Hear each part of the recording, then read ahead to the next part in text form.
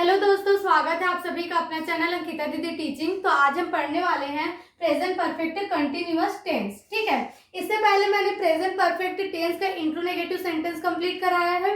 मैंने जितने भी टेंस है उसके हर एक भाग का, हर एक सेंटेंस का अलग अलग वीडियो बनाया है। ठीक है, तो यदि आपको टेंस को स्टार्टिंग से समझना है तो आप मेरे द्वारा बनाया गया जितने भी टेंस से रिलेटेड वीडियो है उसको देख सकते हैं और आसानी से टेंस को सीख सकते हैं। ठीक है, तो देखो आज हम कौन से टेंस के बारे में पढ़ेंगे जी? प्रेजेंट परफेक्ट कंटिन्यूअस टेंस के बारे में पढ़ेंगे। ठीक है, तो प्रेजेंट परफेक्ट कंटिन्यूअस टेंस का पहचान होता है ता आ रहा हूँ, ती आ रही हूँ, ते आ रहे हो। ठीक है, मतलब किसी भी वाक्य के अंत में ता आ रहा हूँ, ती आ रही हूँ या ते आ रहे हो शब्द आता है तो कौन सा टेंस होता है? प्रेजेंट परफेक्ट कंटिन्यूअस टेंस होता है। जैसे कि मैं 2018 से ट्यूशन पढ़ाते आ रही हूँ। ठीक है, मैं 2018 से ट्यूशन पढ़ाते आ रही हूँ। वह 2 सालों से काम करते आ रहा है। ठीक है, वह सुबह से खाना पकाते आ रही है। तो किसी भी वाक्य के लास्ट में ता आ रहा हूँ, ती आ रही हूँ या ते आ रहे हो शब्द आता है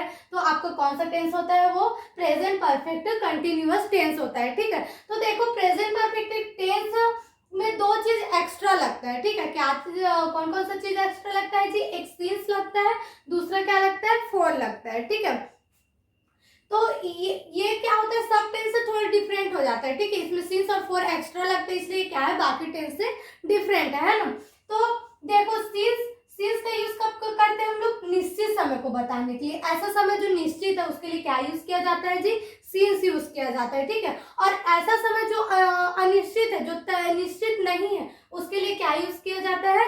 फोर का यूज किया जाता है। ठीक है, तो हमेशा याद रखना प्रेजेंट परफेक्ट कंटिन्यूअस टेंस में 2 चीज एक्स्ट्रा लगता है, सीन्स और फोर। सीन्स का यूज होता है निश्चित समय के लिए और फोर का यूज होता है अनिश्चित समय के लिए। ठीक है, तो देखो पहला हमारा क्या है सीन्स में? Morning evening. मॉर्निंग इवनिंग, ये मॉर्निंग इवनिंग क्या हमारे पहर के नाम है। ठीक है, हमारे दिन में कितने पहर होते हैं जी? 4 होते हैं। जैसे कि सुबह हुआ, दोपहर हुआ, दोपहर के बाद क्या होगा? शाम, शाम के बाद क्या होगा? रात होगा। ठीक है, ये तय है कि हम कल रहे या ना रहे। क्या होगा? सुबह तो होगा, सुबह हुआ तो दोपहर होगा, दोपहर हुआ है तो शाम होगा, शाम के बाद क्या होगा? रात होगा। इसको कोई बदल सकता है क्या? नहीं बदल सकता। तो यदि आपके सेंटेंस में मॉर्निंग, इवनिंग, नाइट, आफ्टरनून कुछ भी आता है तो आप उसके लिए क्या यूज करेंगे? सीन्स यूज करेंगे। ठीक है, अब देखो मंडे संडे। मंडे संडे क्या है? एक वीक का नाम है। ठीक है, तो मंडे संडे भी निश्चित है ना। जैसे कि आज क्या है? आज संडे है। ठीक है, क्या है जी? संडे। तो कल निश्चित है कि कल क्या रहेगा? मंडे रहेगा। कल मंडे है तो निश्चित है कि परसों क्या रहेगा? ट्यूसडे रहेगा, है ना। तो हमारा जो वीक का नाम है वो भी क्या है? निश्चित है। उसको बदला जा सकता है क्या? नहीं बदला जा सकता। तो हमारे कोई भी वीक का नाम दिया गया है तो उसके लिए भी आप क्या यूज करेंगे? सीन्स का यूज करेंगे। ठीक है, उसके बाद क्या है आपका? जनवरी फरवरी। जनवरी फरवरी क्या है जी? आपके मंथ का नाम है। ठीक है, किसका नाम है जी? मंथ का नाम है। जैसे कि अभी क्या चल रहा है? मार्च चल रहा है, तो मार्च के बाद क्या होगा? अप्रैल होगा। ठीक है, अगले महीने क्या होगा? अप्रैल होगा। अप्रैल के बाद क्या आएगा? मई आएगा। मई के बाद जून आएगा। मतलब एक के बाद मतलब ये भी क्या है? निश्चित है, मंथ का नाम है ना। अपने अकॉर्डिंग चेंज तो नहीं कर सकते ना इसको भी। तो अगर हमको कोई भी सेंटेंस में मंथ का नाम दिखता है तो भी हम उसके लिए भी हम क्या यूज करेंगे? सीन्स का यूज करेंगे। ठीक है, अब देखो सन है। ठीक है, 2011, 1994 मतलब 1994 है ना। तो अगर हमको कोई भी सन का नाम दिया है, ठीक है, जैसे कि अभी 2024 चल रहा है तो निश्चित है कि अगले साल क्या होगा? 2025 होगा, है ना। तो कोई भी सन का नाम देता है तो उसके लिए भी आप हमेशा क्या यूज करना? सीन्स का यूज करना है। ठीक है, क्या का यूज करना है जी? सीन्स का यूज करना है ना। फिर क्या है? 20 o'clock, 9 o'clock, ये क्या है? हमारे घंटे का नाम है। जैसे कि सुबह का 9 बजे है ना, तो सुबह 9 बजे रहेगा तो क्या होगा? 9 AM। शाम को रात को 9 बजे क्या होगा? 9 PM। तो ये अगर हमको कोई भी घंटे का नाम दे दिया गया है 9 बजे, 5 बजे, 7 बजे, 8 बजे, तो उसके वो घंटे का नाम दिया मतलब वो भी क्या है? एक निश्चित समय है। ठीक है, तो निश्चित समय के लिए भी क्या यूज करना? आप सीन्स का यूज करना। ठीक है, अब देखो हमारा फोर। ठीक है, फोर किसके लिए यूज होगा? अनिश्चित समय के लिए। जो निश्चित नहीं है उसके लिए क्या यूज करेंगे जी? फोर यूज करेंगे। ठीक है, जैसे कि 1 hour, 5 hours। ठीक है, 1 घंटे या 4 घंटा।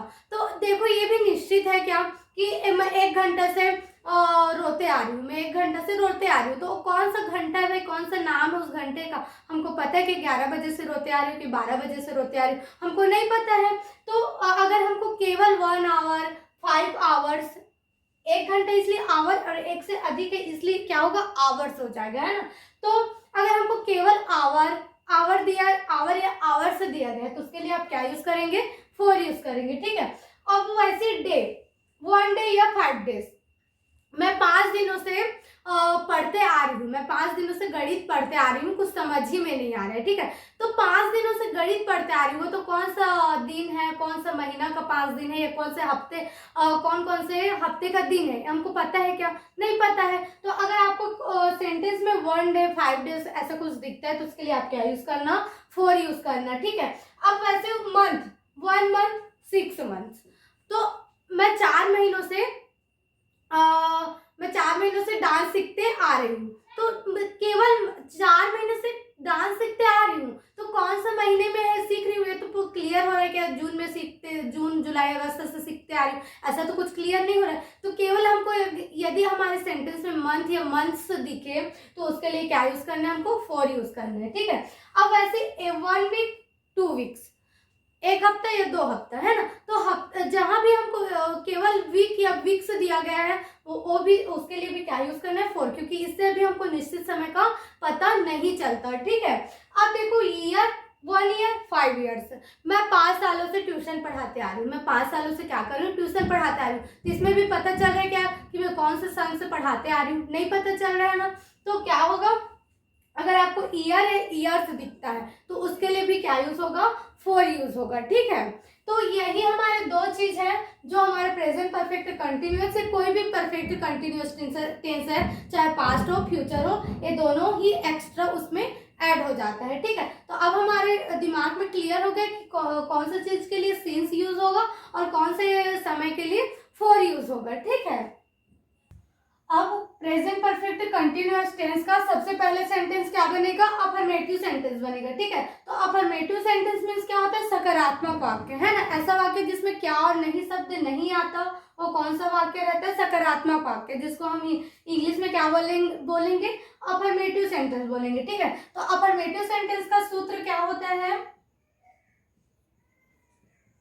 सबसे पहले सब्जेक्ट आता है, ठीक है जी। क्या आता है, सबसे पहले सब्जेक्ट आता है, फिर उसके बाद क्या आता है, हेल्पिंग वर्ब, फिर प्रेजेंट परफेक्ट कंटिन्यूअस टेंस में हेल्पिंग वर्ब के साथ एक्स्ट्रा क्या लग जाता है, बीन लग जाता है, ठीक। तो बीन आएगा, बीन के बाद क्या आएगा, वर्ब का 4th फॉर्म आएगा, मतलब किसी भी वर्ब के लास्ट में क्या रहेगा, आईएनजी रहेगा, मतलब समझ जाना वर्ब का कौन सा फॉर्म है, 4th फॉर्म है, ठीक है। फिर उसके बाद अगर आपका निश्चित समय दिया गया है, तो आपको क्या यूज करना पड़ेगा, सिंस यूज करना पड़ेगा, और अनिश्चित समय दिया है तो क्या यूज करना पड़ेगा, फॉर यूज करना पड़ेगा, ठीक है। फिर उसके बाद आता है आपको ऑब्जेक्ट, ऑब्जेक्ट हमारा कुछ भी हो सकता है जो हमको कार्य करने में मदद करता है, वो क्या होता है, हमारा ऑब्जेक्ट होता है, ठीक है। तो ये क्या हो गया, हमारा अफर्मेटिव सेंटेंस का फॉर्मूला हो गया, ठीक है, प्रेजेंट परफेक्ट कंटिन्यूअस टेंस का, है ना। देखो सबसे पहले हमारा सब्जेक्ट होता है I you we they he she it name, ठीक है जी। ये क्या है, हमारा सब्जेक्ट है। तो हमेशा याद रखना, पहले तो सब्जेक्ट हो गया I you we they he she it name करके, ठीक है। फिर सेकंड क्या होगा,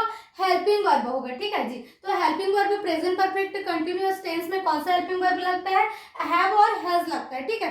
हैव और हैज मतलब हेल्पिंग वर्ब क्या करता है, हमको टेंस को पहचान करने में मदद करता है, ठीक है। तो देखो हैव और हैज प्रेजेंट परफेक्ट टेंस में भी लगता है और प्रेजेंट परफेक्ट कंटिन्यूअस टेंस में भी लगता है। तो हमको कैसे पता चलेगा कि प्रेजेंट परफेक्ट है कि प्रेजेंट परफेक्ट कंटिन्यूअस है करके, तो अगर हैव और हैज के साथ एक्स्ट्रा क्या लगा है, बीन लगा है, तो ये प्रेजेंट परफेक्ट कंटिन्यूअस है। और अगर हैव और हैज है उसके साथ बीन नहीं लगा है, तो क्या हमारा प्रेजेंट परफेक्ट टेंस है, ठीक है।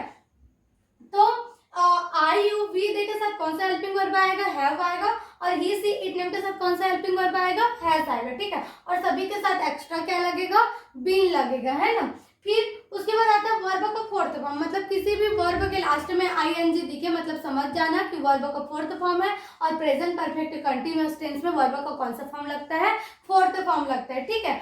अगर आपका निश्चित समय दिया है तो सिंस यूज करना, और अनिश्चित समय दिया है तो क्या यूज करना है, हमको फॉर यूज करना है, ठीक है। फिर ऑब्जेक्ट हमारा कुछ भी हो सकता है ना। अब इससे हम लोग सेंटेंस बनाते हैं, ठीक है, कि सेंटेंस में इसका यूज कैसे करेंगे, ठीक है।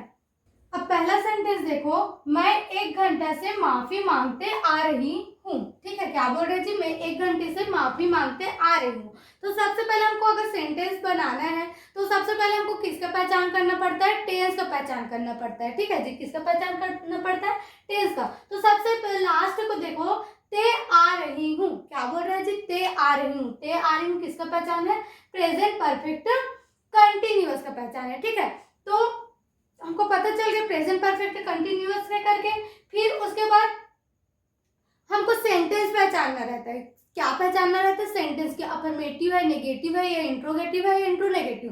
तो देखो इसमें नहीं शब्द आया है क्या, या फिर क्या शब्द आया है क्या, नहीं आया है। ठीक है, तो जी ऐसा वाक्य जिसमें क्या और नहीं शब्द नहीं होता, वो कौन सा वाक्य होता है जी, हमारा सकारात्मक वाक्य होता है। ठीक है, तो हमको पता चल गया क्या है, प्रेजेंट परफेक्ट कंटिन्यूअस टेंस है, और प्रेजेंट परफेक्ट कंटिन्यूअस टेंस का क्या है, अफर्मेटिव सेंटेंस है। तो अफर्मेटिव सेंटेंस का सूत्र क्या होता है, सबसे पहले सब्जेक्ट होता है। तो सब्जेक्ट कौन है जी, आपका मैं। तो मैं को इंग्लिश में क्या बोलेंगे, आई बोलेंगे।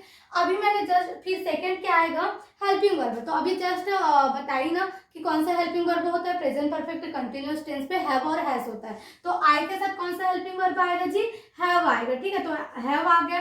फिर एक्स्ट्रा हेल्पिंग वर्ब के बाद क्या लगता है, बीन लगता है। तो क्या आ जाएगा, बीन आ जाएगा। ठीक है, फिर क्या आता है, वर्ब आता है। ठीक है, इसमें वर्ब कौन है, माफी मांगना। क्या है जी, माफी मांगना। माफी मांगना क्या बोलते हैं, अपोलोजाइज बोलते हैं। ठीक है, अपोलोजाइज।